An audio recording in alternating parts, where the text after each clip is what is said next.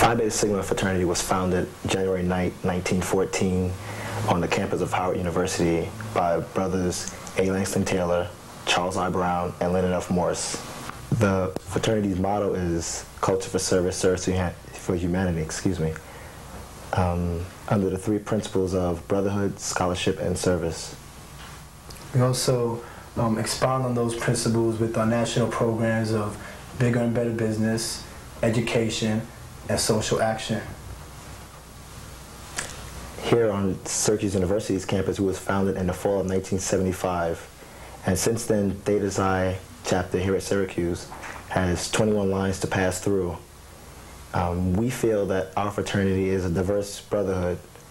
We look at each person individually and see what characters and abilities that they have and which can enhance the fraternity even to greater heights that we have it already. Here at Theta Xi Chapter, Syracuse University, we try to expound the three national programs on a local level, basically with tutoring at the Urban League, working down at the Dunbar Center, tutoring also at Fowler High School. We also put on an evening of Black expressions every February to culminate Black History Month, also to cover the social action part of our program. Education part of our program, we basically try to take care of that aspect with our George Washington Carver Scholarship Fund in conjunction with our graduate chapter here in Syracuse, New York. Bigger and better business will hopefully be starting sometime later in the year. Black Business Directory to better facilitate black businesses within Syracuse community area, and letting the residents of the community realize that these businesses are out there and that they need to be utilized to the best of their ability. Some other things that we also do on this campus, we started our first annual James Weldon Johnson essay contest, in which we asked 3 questions, and the winner from that receives $100, which will be announced at our Eastern Regional Conference March 30th of this month. The regionals is the first time it's being held in Syracuse, and it's a big event. It's a big endeavor for us as Theta Xi Chapter and for the graduate chapter. It's all the chapters in the eastern regions from Virginia through Maine. We converge and have meetings, workshops, and get to meet other brothers from other parts of the country. Basically, our pledge process for Phi Beta Sigma Fraternity Incorporated is basically more or less the same as many of the other Black Greek letter organizations.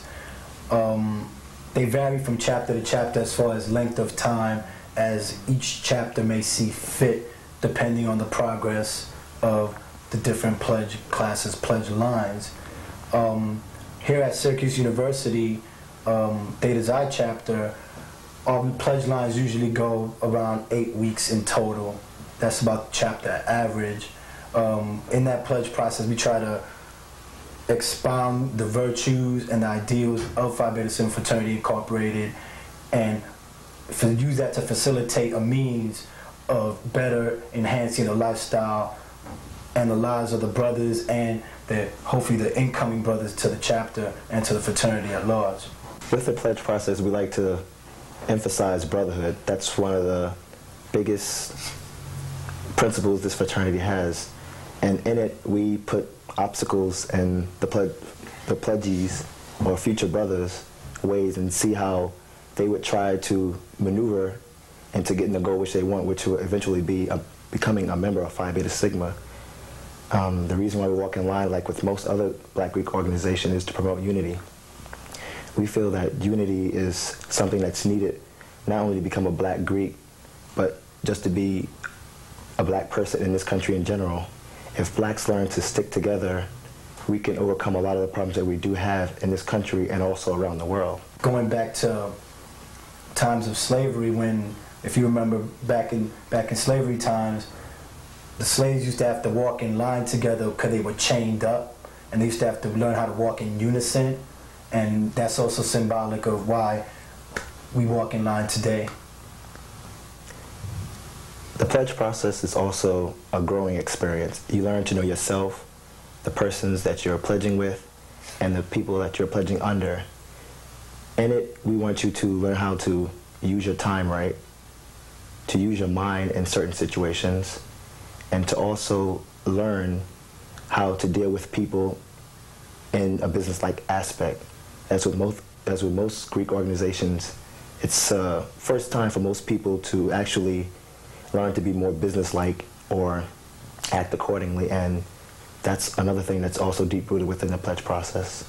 Pledging is just another part of life. You know, it's not your whole life. You know, you become a member of Phi Beta Sigma Fraternity Incorporated, but that's not the only thing, you know, you do. Because in order to enhance yourself, in order to enhance the organization, we definitely would want our members to be members of other organizations, to be affiliated with other organizations, in order to help them out a lot better, in order to enhance our organization, because we feel that pledging is just like a microcosm of life, that it's just a small part of life. It's supposed to prepare you for things that happen later on in your life, and hopefully it'll make the road a lot easier. To be African American or Hispanic American, and to be in a African American Greek letter organization, it takes on a special responsibility. Basically, we're all African Americans, and we weren't Greek before we were African American or before we were black. But we have to realize that because we're in these organizations, that we have a special responsibility towards the rest of our brothers and sisters out in the world, because we're being put in roles of leadership, and we have to expound those roles of leadership accordingly.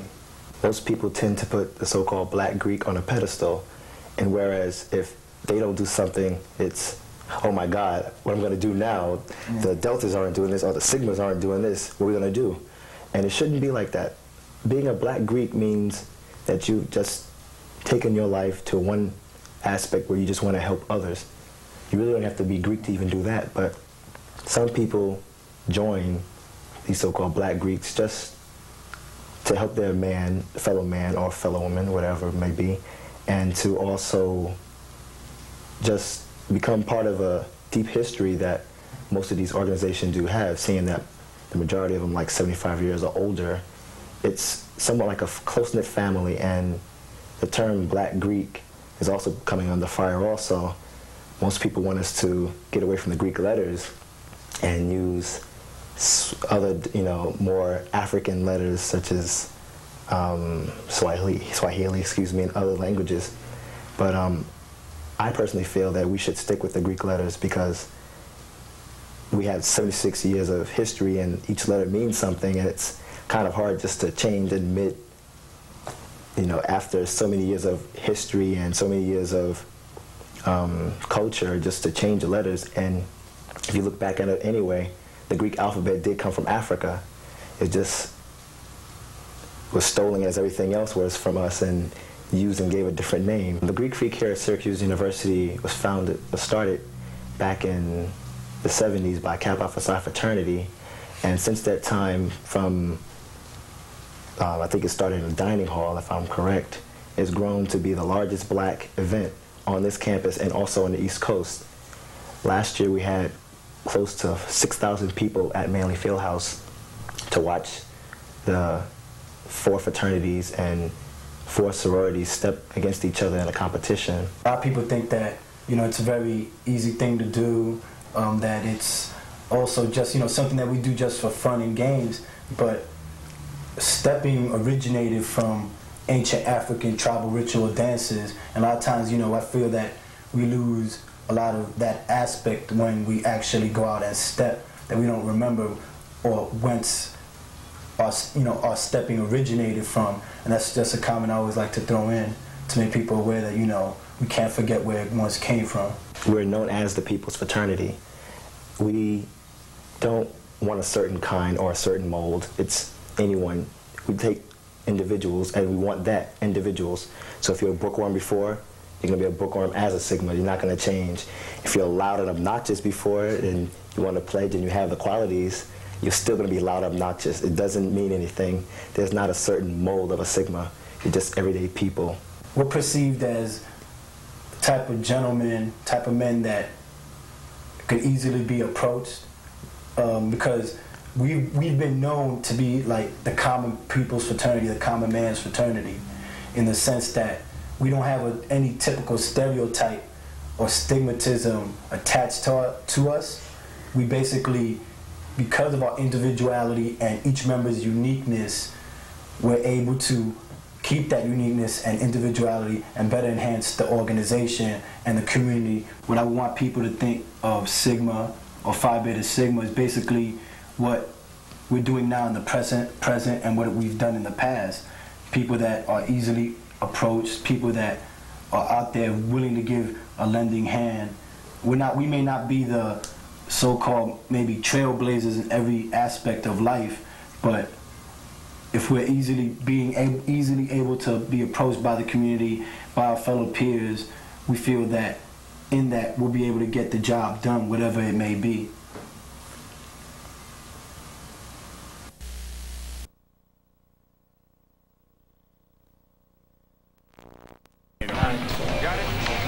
This is the Crescents. We're together.